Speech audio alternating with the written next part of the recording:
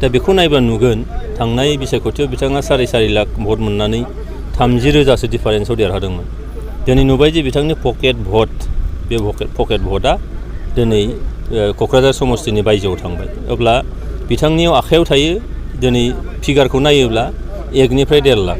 दा 1निफ्राय 1.5 लाख भट मोननानै देरहानायनि जेबो अंक गैया आरो बे 1निफ्राय 1.5 लाखनि गेजेराव माखासेया बिजेपियाव थांबाय, माखासेया दिनै इउपिपिएलआव फैबाय आरो बेयाव गोजोन खौसेथि दाखांनायनि उनाव थासारि दानायनि उनाव रायजो राजाफ्रा दिनै हारि माहारिजों मोनसा मोनलायनाय बिभेद गामि मोनसे राजनिति मुगैनायनि राजनितिखौ दिनै खालामनो रावबो गोसो गैला।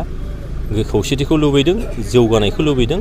बेनिखायनो हिरा सरनिया बिथाङा एमपि दिनै दारायफिनोब्लाबो बिथाङा जे देरहानायनि खुनु अंक गैया बिथांनियाव, बिथाङा जे जेनगोन बे रोखा। ओबिसि सेलनिफ्राय माबायदि भट मोनगोन? सेल हिसाबैथ' नंलिया, जायफ्रा ओबिसिआव गोग्लैयो बियो बिथांनि खोथा हयथ' नोंथाङा जेखौ बुंनो नागिरदों। दा बेयाव जों नुदों जे एनडिएजों दङ दिनैहाय, इउपिपिएल हिसाबै दं आरो एनडिएजों दङ। बेखायनो दिनै सोरबाया बिजेपिजों दङ, सोरबाया दिनै इउपिपिएलजों दङ, सोरबाया बिजेपिजों दङ। एनडिए हिसाबै जोंनि जिखिनि गोख्रों बे गोख्रोंथिया जोबोद मजबुत जानानै दङ आरो बेबायदिनो गासैबो हारि माहारि बा जायफोर संबिधाननि जिफोर बेंखनाव दङ केटागरिस एसटि, ओबिसि, एससि, बे गासैबो दिनैहाय एनडिएनि पक्षआव दङ आरो एनडिए हिसाबै जोङो मोजां मोनसे फिथाइ लाबोनो हागोन, बे सैथो खोथा। दा बेखौ नायबा नुगोन थांनाय बिसायख'थियाव बिथाङा 4.5 लाख भट मोननानै 30,000सो डिफारेन्सआव देरहादोंमोन। दिनै नुबाय जे बिथांनि पकेट भट बे पकेट भटआ दिनै क'क्राझार समस्तिनि बायजोआव थांबाय। अब्ला बिथांनियाव आखायाव थायो दिनै फिगारखौ नायोब्ला 1निफ्राय 1.5 लाख। दा 1निफ्राय 1.5 लाख भट मोननानै देरहानायनि जेबो अंक गैया आरो बे 1निफ्राय 1.5 लाखनि गेजेराव माखासेया बिजेपियाव थांबाय, माखासेया दिनै इउपिपिएलआव फैबाय आरो बेयाव गोजोन खौसेथि दाखांनायनि उनाव थासारि दानायनि उनाव रायजो राजाफ्रा दिनै हारि माहारिजों मोनसा मोनलायनाय बिभेद गामि मोनसे राजनिति मुगैनायनि राजनितिखौ दिनै खालामनो रावबो गोसो गैला। खौसेथिखौ लुबैदों, जौगानायखौ लुबैदों। बेनिखायनो हिरा सरनिया बिथाङा एमपि दिनै दारायफिनोब्लाबो बिथाङा जे देरहानायनि खुनु अंक गैया बिथांनियाव, बिथाङा जे जेनगोन बे रोखा। ओबिसि सेलनिफ्राय माबायदि भट मोनगोन? सेल हिसाबैथ' नंलिया, जायफ्रा ओबिसिआव गोग्लैयो बियो बिथांनि खोथा हयथ' नोंथाङा जेखौ बुंनो नागिरदों।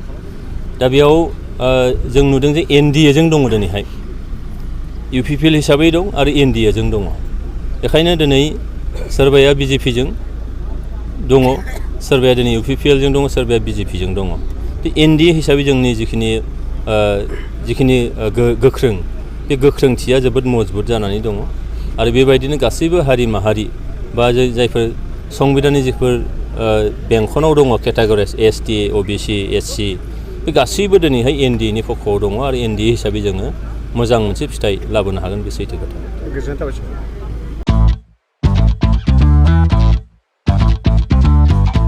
गोजोनथाव खौरां! नोंथाङा नोंथांनि गला एबा अफिस फसंथानफोरखौ जोंख्लाब माख्लाब साजायनो गोसो गैया नामा?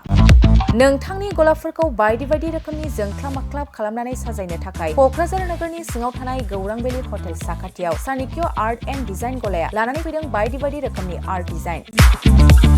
क'क्राझार नोगोरनि सिङाव थानाय गौरां भेलि हटेल साखाथियाव चाणक्य आर्ट एन्ड डिजाइन गलाया नोंथांमोननि थाखाय लानानै फैदों नोंथांनि गलाखौ जोंख्लाब माख्लाब खालामनो गोबां रोखोमनि आर्ट डिजाइन।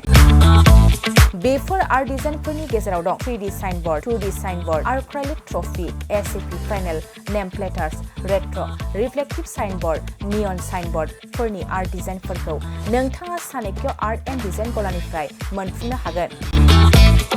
बेनि अनगायैबो इनग्रेभिं सार्भिस, आर्क्राइलिक लेटार काटिं, MDF जालि काटिं, लग', ग्राफिक्स डिजाइन आरो कास्टमाइज गिफ्ट आइटेम्सफोरखौ नोंथांमोननि गलानि थाखाय चाणक्य आर्ट एन्ड डिजाइन गलाया लानानै फैदों आर्ट डिजाइन। गोबां बाथ्रा मिथिनो थाखाय नोंथाङा नैबे 9706125636 6800981649 जानबुं नम्बरनि गेजेरजों खौरां लाहरनो हागोन।